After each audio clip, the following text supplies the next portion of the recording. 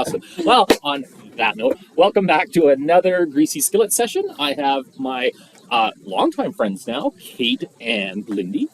Hi. Hello. Hello. So welcome. As you folks all know, in these Greasy Skillet sessions, we run through case studies on how to use generative AIs like ChatGPT or Gemini to do things like analyze images. What have we done? We've looked at how to interpret PDF documents. We just showed you how it can figure out what kind of signs pictures are, all different types of things. And I guess this is technically going to be the cold open, you folks don't know. But today, what we're going to be looking at is, can we use ChatGPT to actually do more complex calculations like civil earthworks? And we're going to see how it racks and stacks up to AutoCAD. And, basically, can we actually use it to calculate volumes from point clouds and things like that? So we'll be right back here in a sec, and we will get to putting this thing through its paces today. Yeah, sounds good. Sounds good. Let's do it.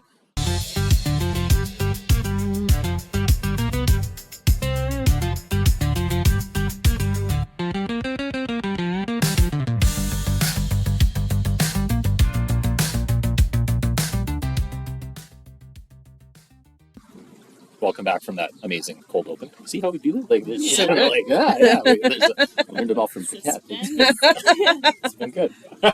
All right. So today, as I said, we're going to be trying to use ChatGPT to actually calculate volumes in earthworks. This is a pretty common problem, Lindy. This is something that you do day in, day out. So run us through what it is what's your day job? What's your gig when you're not doing these? When I'm not doing these, I play with virtual dirt all day. Play with virtual dirt. Yeah. All right. So run us through what's involved in that. So typically, depending on the client, they've got a pad set or a site that they want to develop.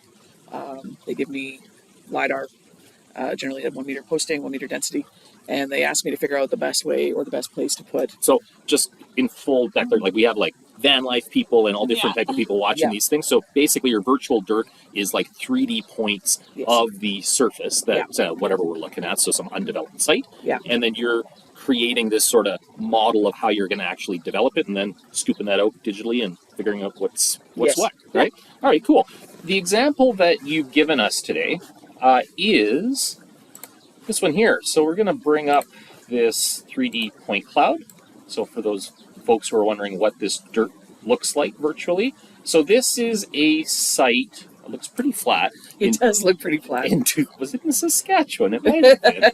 And then it got redeveloped in 2013 with a slightly more contours, and I see kind of the ghostly remains of something else. So we've got this virtual dirt, and basically we've got two versions of that. And what we want to see is what is, like if we zoom in here, we can see that there's just a little bit of separation. So that must mean that they scraped away and moved this dirt around.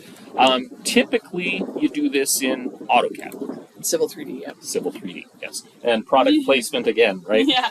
What was the last time? It's the store that shall not be named. Yeah. So what we do in AutoCAD is we bring in our point clouds. We create our two surfaces here. Tin surfaces, yeah. Tin surfaces. How do I actually, there's a cool way that I can show this in 3D. Grab one and then what do I do? Viewer. Object viewer. Okay. That looks like. And then I want to turn that to shaded or? No, you're good with... Yeah, once you turn it, it'll... Oh, yeah, okay, go to conceptual, I think is the one you want. Definitely not hidden. Oh, look, slight ridges. Ooh. I should have given you different data. It's all good. It's all good. That's why these are Greasy Skillet sessions. Okay, so we've got our surface. So we've got two of them, and then basically in AutoCAD, what we can do is we can create a different surface between one and the other, and then actually that will calculate the elevation difference between those two surfaces. How do I do that? I go surface properties? Yeah. Yeah, I think something that's interesting about this, though, is we're showing before and after data, but there's a step in between there. You have your before data, like you have your the land representation as it exists today, then you're going to design something to change what that's going to look like, and then there's as-built data afterwards to say, did they build what was designed? Yeah. So it's kind of like a three-step process there where you're going from how much does it take to build this thing, and then did we build the thing we said we were going to build? Yeah. That's a good point. And you do that so you can like estimate your construction costs and verify that things were done. Yeah. Now the interesting, so we're going to pop up some of these surface properties. So it's taken those two things. What I can see in AutoCAD here is cool. There was 10,000 points in this different surface. The minimum difference was minus 2.64. I assume that's cut. Yeah. Well, yeah. The And comparison surface is 2.64 below the original. And then somewhere they stacked 2 meters extra. So in general, they scraped half a meter of dirt from the surface to make the new surface, Yeah. which then half a meter, this is 100 meters by 100 meters. Yep. So 100 by 100 is 10,000. Yeah. Yeah. And then 10,000 by half, so it should be about 5,000, right? But luckily, AutoCAD will actually do this calculation for us, and we see that it required a total of 66,000 cubic meters, 6,600 cubic meters to be removed, 1,500 cubic meters to be put back, which comes out with a net of 5,130. Yeah. Now, one of the interesting things here is the difference in CAD between selecting this as a grid surface versus a tin surface, right? Yeah. So, like a grid surface calculates the elevation difference at a regularized grid of points in that in that area, whereas the tin surface actually creates a whole pile of triangles, and we should be able. Can we see that? We should be able to if I go. If you go under Here, and then go contours and triangles. Is this going to work? Ooh, so many triangles. And so now it's decomposed this whole thing in all these tiny little triangles, and is calculating the elevation differences, I guess, kind of like on the prisms of all these, on all these triangles. So we expect it to be slightly different. It was 5,100 before. Now, if we go surface properties, statistics, volume, we're seeing it's 5,106 versus what? 24 cubic meters. So basically nothing. Yeah. But it is interesting that we accept that it's not to the 19th decimal place the same. correct. 100%. And these two, I expected to be fairly close between the grid and the tin comparison, because the data I gave you was already on 1 meter posting, Okay. and the grid that we set was 1 meter. So it makes sense that they were similar. If we switched the grid to 2 meters, we would see a bigger difference in the volumes. And also, if this wasn't this Saskatchewan data set, 100%. If this was actually, something a little more graded. Okay, so that's, and then you would do this day in, day out, in terms of. Makes my day sound so exciting. No. It is, because otherwise things can't get built. It's true, Infrastructure is the silently important part that supports our society. Right? I agree. As you know, I'm into asset management, you're into asset management. You make sure that this virtual dirt gets graded. Like, these are important things. Yeah. So, okay, how are we now going to use ChatGPT? And of course, we are completely agnostic in terms of what you're using: ChatGPT, Gemini, Copilot, etc., etc. They all have their different properties here, but we're going to stick with ChatGPT today just for ease of use. So we're going to start off with, I noticed, Lindy, in the file you gave us, you've given us a couple different things. So we've got a LAS file, which is the point cloud that we just showed here, all these cool little points. However, you've also provided us with an SHP file, a shape file, which is that boundary of that 100 meter by 100 meter chunk that we were seeing here, which is the edges of what we actually want to see, because this is, the surface actually goes beyond this little red thing. So I guess one of the kind of interesting things is actually start off with, like, okay, can ChatGPT actually read that shape file and plot it, right? So I'm going to say something along the lines like, I have the following set of files corresponding to the boundaries of a site. I would like to calculate the volume of. Can you tell me what these files are? Right? So cool. So we do that. what we're going to do here is we're going to grab the shape files.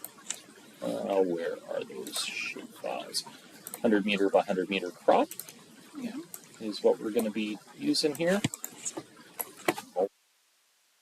So I drag and drop those in there. So shape files have a DBF and IDX, PRJ shape and SHX. We're going to hit go. Nice. ChatGPT's identified that it forms a shape file. The core files is the JP that holds the geometry, SHX, the index file, DBF, attribute file, PRJ projection, attribute impact. Now it says if you want to calculate something, you're going to need elevation data. Great. Okay, so let's first of all ask it what projection this data is in. Yep. Thanks. For you. The robots don't need thanks. Projection is this data in. Okay, so now it's reading the PRJ, and what's cool is you can click on the Analyzing tab, which I've just missed here, and it'll actually tell you like what it's doing. But it's figured out that this is 1983 UTM Zone 10, which I assume is correct. Now, one of the other kind of cool things is we could ask it. Reproject? You could reproject it, but what would you like to reproject it to? Or isn't it? Didn't I think it was in Belgium? Okay, well let's ask first of all what the coordinates. What are the coordinates of the vertices of this shapefile? So we're going to ask that first. Can it read? So that should be doing the SHP. Now here for your benefit. So it's popping open Python code, reading that shapefile. Away we go. It's got some errors. But then what's kind of cool is it figures out, hey, I can't approach it this way. So now it's actually going to do it a different way. And now it's just iterating and chugging forward as it tries to figure this out. And then finally, it actually iterates to a way where it successfully pulls these coordinates out. Great. Now, to your point, can you reproject these to WGS 84 latitude longitude? Yep.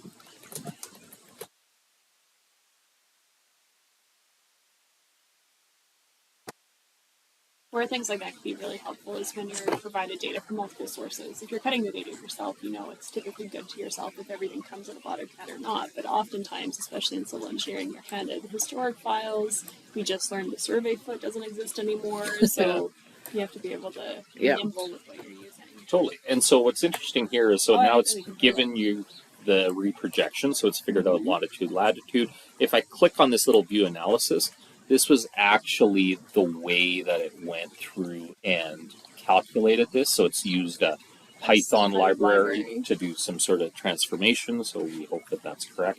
And away you go. One of the features that I really think is neat, though, is can you please plot the boundaries of this shapefile onto an OpenStreetMap file? Yeah. OpenStreetMap. Let's just leave it like that. Let's see what happens now. Are we going to bet? Is this going to work properly, or is this going to end up in some sort of weird null island kind of thing? Oh, I think it's got it. You think it's got it? I think it's got it. Okay, so it's saying like, you can't do it directly. Do you want a boundary plot without the background? Do you want a downloadable Python script that you can run? I do not want that. Or do you want to generate an image with the boundary plotted on a map? Now, here's the kind of interesting thing is actually, because I'm aware, once you start doing these like practical workshops and fooling around with this, you learn, remember in the last workshop, we realized it could make HTML files. Yeah. Right? So since I know that it can do that, let's ask it directly for that. I would like an HTML file of the shape file. Thing. Note the projection of the original shape file. Sure.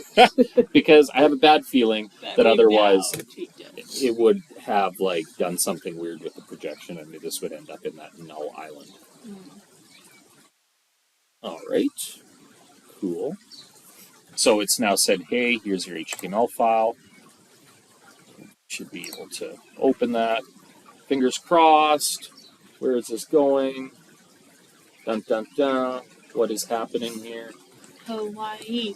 Hawaii. It's just strange. It's just like churning. Oh. I didn't think that was going to be tricky. Oh, I think no. it's got a projection error, right? no. Like you see, it's Yeah. way up there. Something seems wrong. So I'm gonna say something seems It's like, wrong on that projection. Can you please check the projection you are using and the original coordinates of the shapefile? Right, so now it's going to do some thinking here. Thanks. And away you go, right? So indeed, it did assume that those were lats and longs, but they were UTM coordinates, so this thing was all wrong. So now it's like, okay, cool, I'm going to fix that. Here's your new file. Download it. Let's go, boom. There we go. This is actually not Saskatchewan. It's in BC. It is in BC. Right? Yeah. And so away you go. So this becomes like a really handy way to actually be able to project things. Yeah, that's pretty cool. Right? Okay, so next step, we're going to take a break. When we get back, what we're going to do is we're going to now actually start to try to calculate some volumes here. Awesome. Let's do it.